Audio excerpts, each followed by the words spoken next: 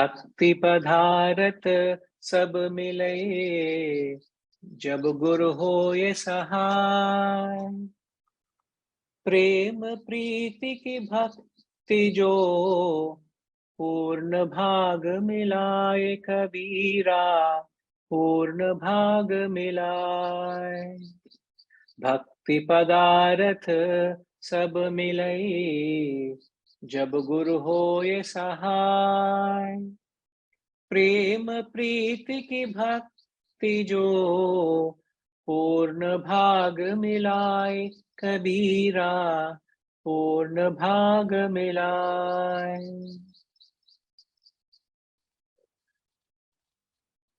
The title given is Surrender to the Guru. Bhakti padharat sab mile, jab guru hoye sahay. Through devotion and surrender alone, one receives the Guru's guidance. Through his blessings and grace, prema preeti ki bhakti jo, purna bhag milaye. Through his blessings and grace alone, a devotee merges with the Supreme.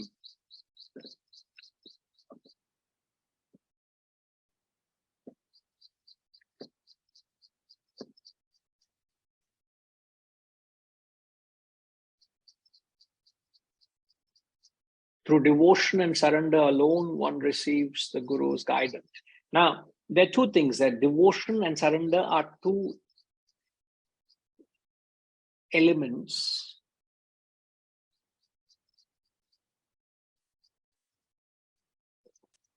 It's easy to have devotion, but it's very difficult to develop surrender.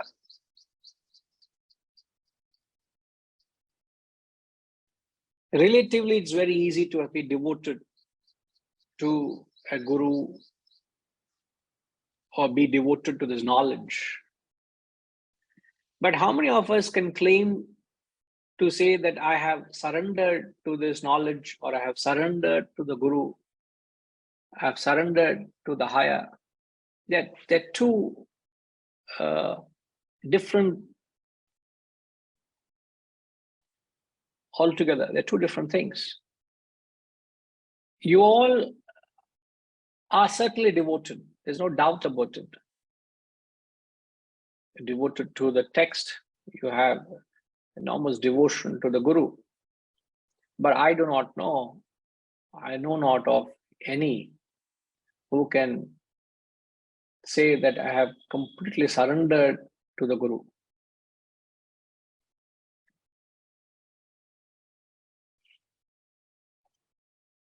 And there's a world of difference between devotion and surrender.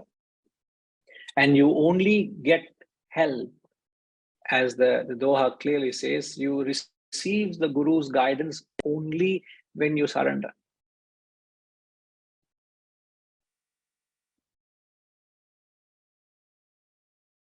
See, surrender happens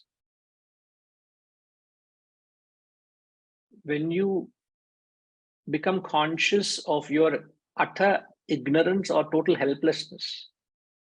When you feel yourself, you are totally helpless and you can't go any forward, you can't do any good to yourself, that's when you go and surrender. You're totally helpless. And a classic two examples. One is the Draupadi.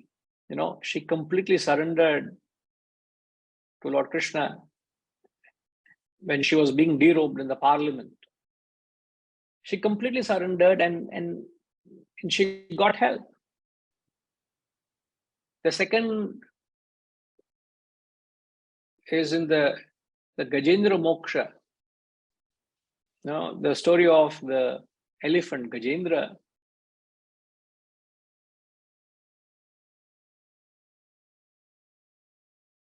Apparently, the story goes that Gajendra used to offer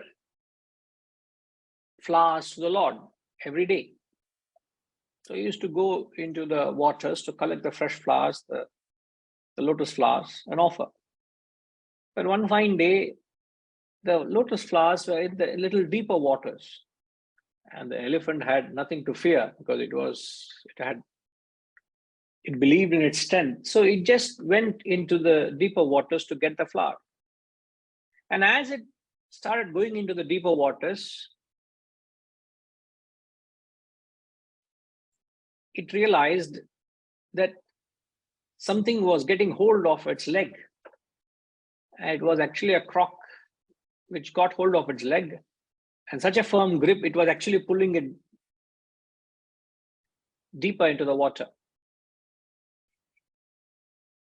And at that moment, the elephant was not arrogant about its strength.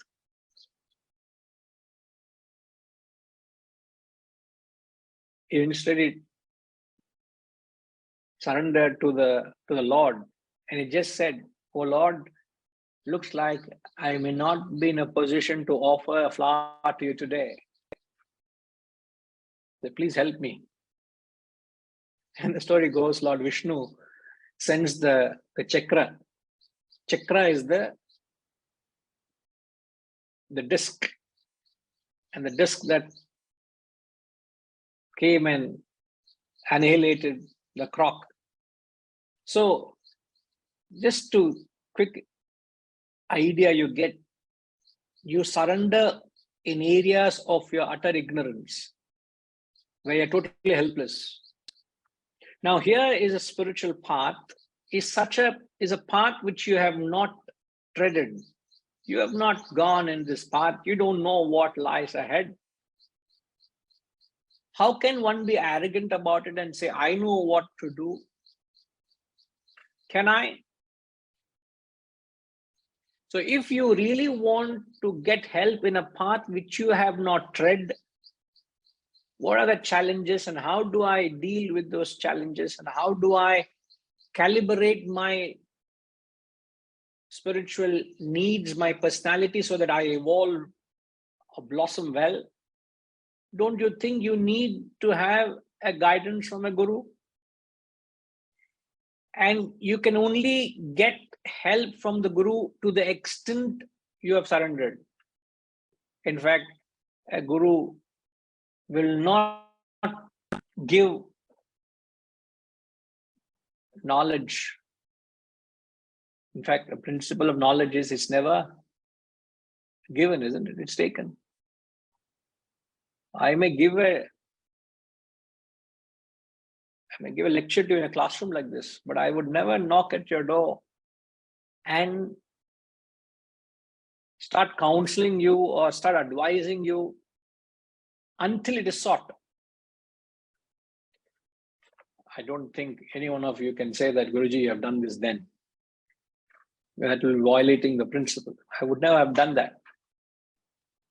Why I have not done that, why I would never do that, is because you have not surrendered. But if you have surrendered, it's like giving the steering in your hands and say, you please steer my personality. I don't know what to do. That is surrender. That happens when the last ray of ego in you is dropped and you say, I can't help myself. Please help me.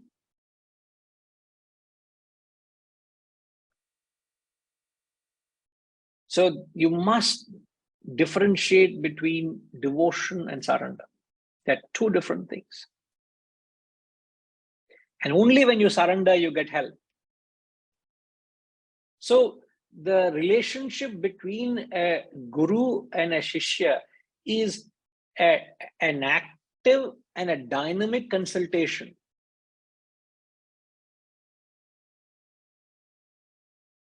An active and a dynamic consultation to one's specific needs and challenges. You may be having specific demands, specific challenges. How do I deal with them? What is the specific proportion?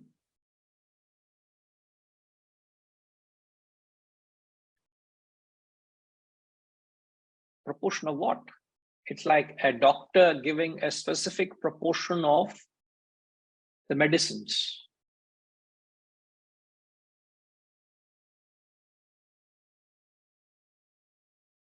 In fact, medicine is all about proportion, isn't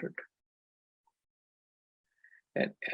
And the day I was being informed of someone who was not well and who was given medication, and the side effect of medication is it keeps you drowsy throughout the day.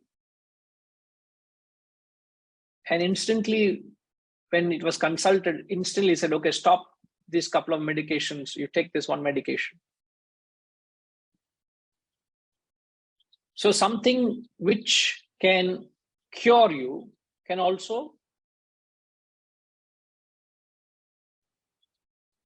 be detrimental to you. So the doctor has to understand your specific requirement and calibrate the medicine. It could be the right medicine, wrong dosage. It could be wrong medicine, right dosage. Right? The doctor has to understand you. You can't go and tell the doctor what he should prescribe you, would you? There are many people who go to the doctor and give a lecture to the doctor.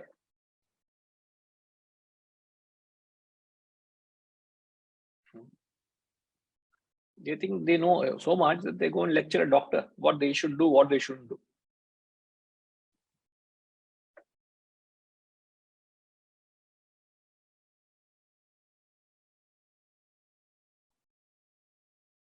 So spiritual path is an individualistic journey. It's not a collective journey. Since it's individualistic, your requirements are very specific, and a guru is with a superior intellect. He is able to analyze your personality better so that he's able to give you a specific path, because there is no one path for everybody.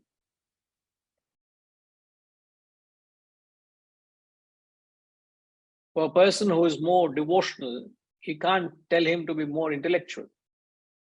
To a person who is more intellectual, you can't tell him to be more devotional. So you have to calibrate it. And once that specific requirement of the student is given, the evolution process or the effort is being put in. It's not the question of effort.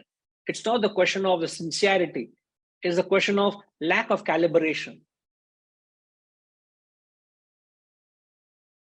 It's like when you take your vehicle to the mechanic, what do they do in the workshop?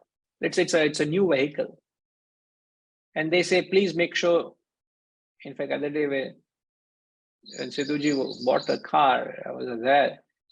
One of the things he was told, I'm sure Sidhuji would never drive that fast, but he was told is make sure you do not drive the vehicle beyond 80 kilometers. If you do drive beyond 80 kilometers until the first service, the engine will only be tuned in to that speed. And then your performance will suffer. It will damage the engine as well. So you drive only below. Only a technical person will understand what that means. So when you take the vehicle to the workshop, what do? They fine tune the engine, calibrate it so that you get optimal performance for the same amount of effort you put in. Now, what's happening when the calibration doesn't happen? What happens? Effort is being put in, but there is no performance. I hope you are able to understand what I'm saying. Effort is there. There is no lack of effort. There is no lack of sincerity. There's no lack of devotion. You're genuine, but the growth is not commensurate to the effort you're putting. And why is that? Because that specific requirement of the student, that specific proportion is not being met, or there's a lack of proportion. And that lack of proportion brings about not a favorable result. And the guru will sit quiet. He will not disturb you because you don't want it. Almost very selfish. isn't it? Very unconcerned. But what can you do? I remember the first few days of the ashram, it is so strong in my mind, I tell you. I'm quoting this more than 30 years ago. The first few days in the ashram, I was on the jogging track. I was jogging. And as I was jogging, Swamiji was also walking along or jogging, and he just noticed me and he said, "Hey, Vinay, don't slouch, man." Perhaps I was slouching and jogging. And my immediate answer to him was, "I'm not slouching, Swamiji." He went, I jogged and went back. Look, I'm able to recall my reaction. He said, "You're slouching." I said, "I'm not slouching." So what is his perception? This fellow doesn't need any advice. That was the first and last time I got any advice from him on the track. The second experience of mine. The first few months, I had something to share with him, or I wanted to get his view. Then I went and sat with him one-to-one in his room, and I briefed him. I told him something. And then he sat for a couple of minutes and he got up and he left the room. And I am sitting there waiting for him. I thought he has gone to grab a glass of water or something to communicate to someone. I'm waiting for him now. 5 minutes, I'm sitting quiet there. And silently, I get up and then he has gone to the other room and he's sitting reading newspaper. I knocked at the door. "Swamiji, I thought I was waiting for you."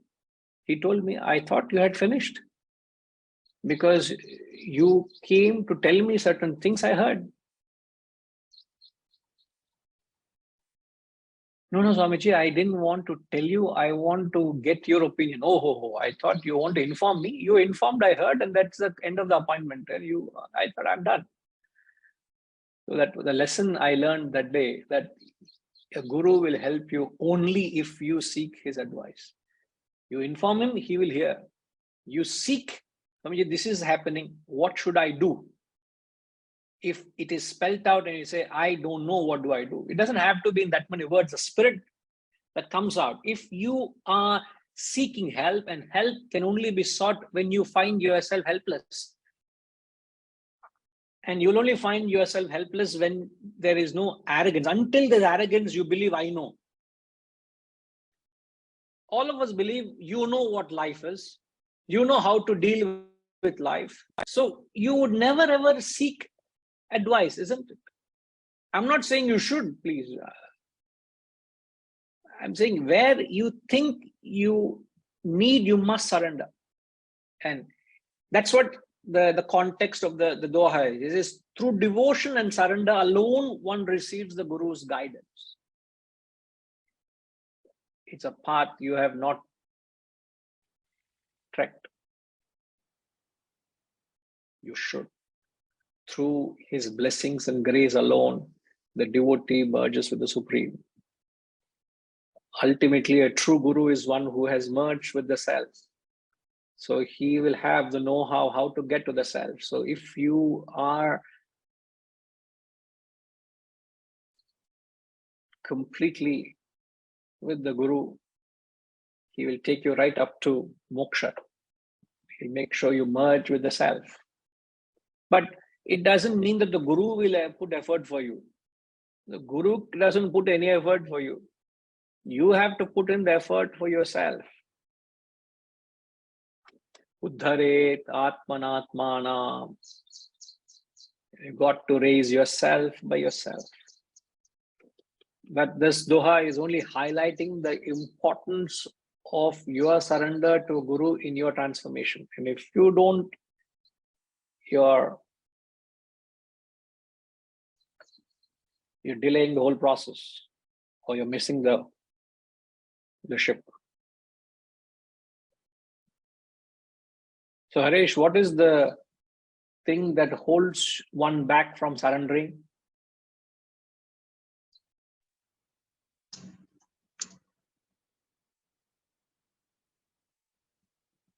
Guruji, what holds somebody back from surrendering is that they are still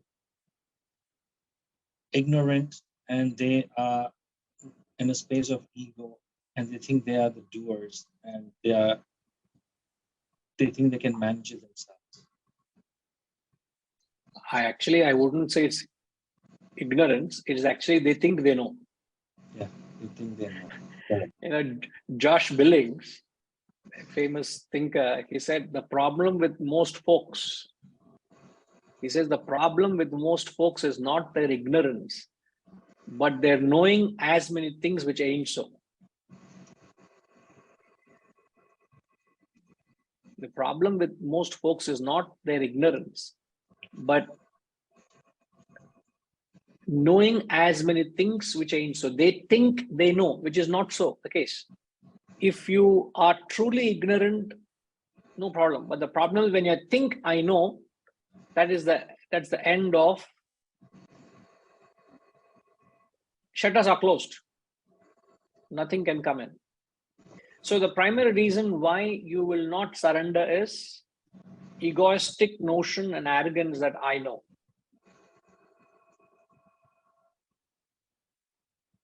And one doesn't become small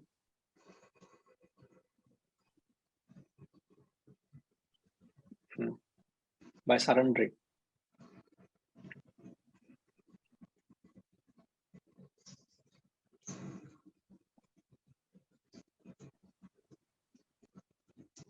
Yes, Harishji? Okay.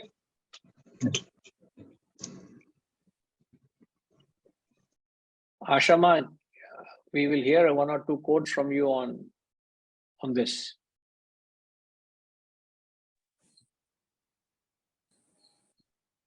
There's a Pranam Guruji. There's a Urdu couplet. अब डूबने का क्या खौफ? खौफ is fear. अब डूबने का क्या खौफ? जब नाव भी तेरी, दरिया भी तेरा. दरिया is the sea. लहरें भी तेरी और हम भी तेरे. Why fear? जब नाव भी तेरी, दरिया भी तेरा, लहरें भी तेरी, हम भी तेरे. Can you translate for those who may not get the grasp of it? So why fear when the boat is yours, the sea around is yours, the waves are also yours, and I am also yours. That is total surrender. Total surrender. Total surrender. You don't surrender in bits and pieces. So, yes. Yesterday when you were talking about the sinking boat, this came to my mind. And then I was thinking, the boat is the body. The sea is the world around me. Lehre, waves are the minor disturbances in my life. So if I surrender to Guru, to God,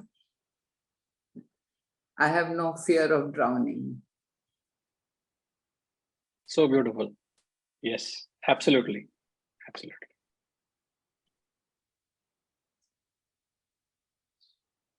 Can you tell again once in Urdu? अब डूबने का क्या खौफ, जब नाव भी तेरी, दरिया भी तेरा, लहरें भी तेरी और हम भी तेरे.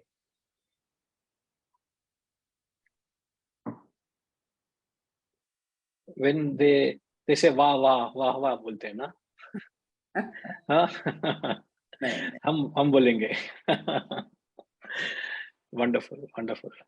So this concept of surrender is best depicted when you visit a place of worship, especially in temples or in Hindu culture. You find when you prostrate to the Lord or even to elders or your guru, it's actually your entire body is flat at the feet of the Lord or a guru or someone you respect. So the whole body. And when you do, your hands are above you, the hands are above you, folded, complete. So my physical body, my mind and intellect, everything is at your feet. And then there's certain other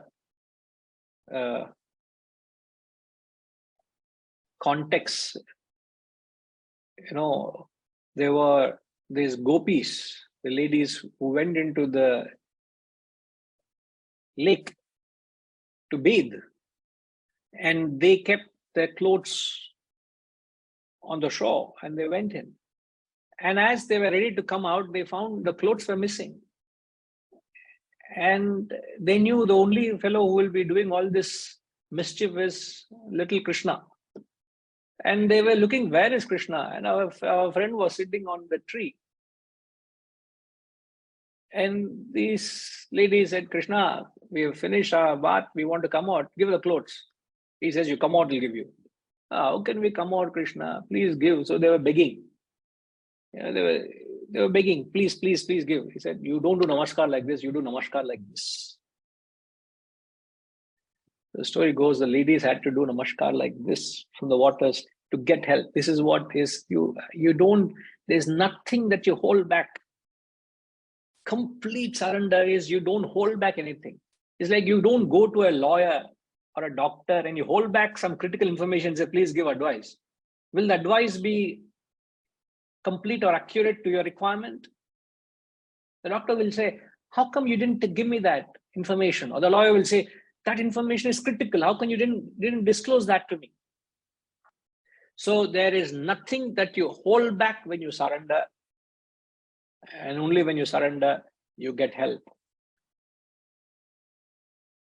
Remember that. You will only get help when you surrender. Otherwise, you will not get help. And Swamyama lastly is asking, gee, will the Guru be able to read the mind of a true devotee if the devotee has some inhibitions to share? I just know I'm saying no inhibitions to share. There should be no inhibitions. He may read your mind, but he'll keep quiet.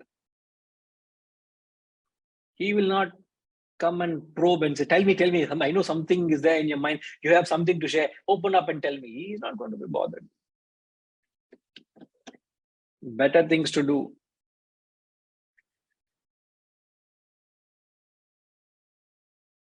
So there is a shift between devotion and surrender. Remember that. They're two essential things. You are devoted to this knowledge, but have you surrendered to this knowledge? To the extent you have surrendered to this knowledge, the knowledge will serve you. Give your life unto it, as if it is, there's a poem called Casabianca. If I'm not wrong, I don't know if I'm quoting it wrongly, but there's a poem of a father and a boy. They are on a deck of a ship. And the father says, please wait 5 minutes. I'll just go to the lower deck and come back. And the father leaves the boy. And when the father goes down to the lower deck, out of a sheer accident, the ship catches fire.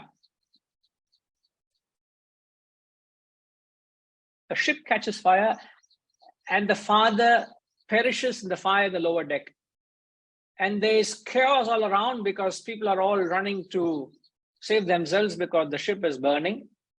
And the boy is still standing there, unmoved, because the father says, boy, wait here, I'll come. And the concluding words of the boy was, say, father, say, yet is my task is done. He says, is my task done? And the story goes, the boy also gets burnt by the fire. This is what you mean. Can you give your life unto this knowledge? You will live. This is like your lifeline. Right? And every word, every idea, everything contained in the Shastras are the truths, the highest, the greatest truths ever known to mankind.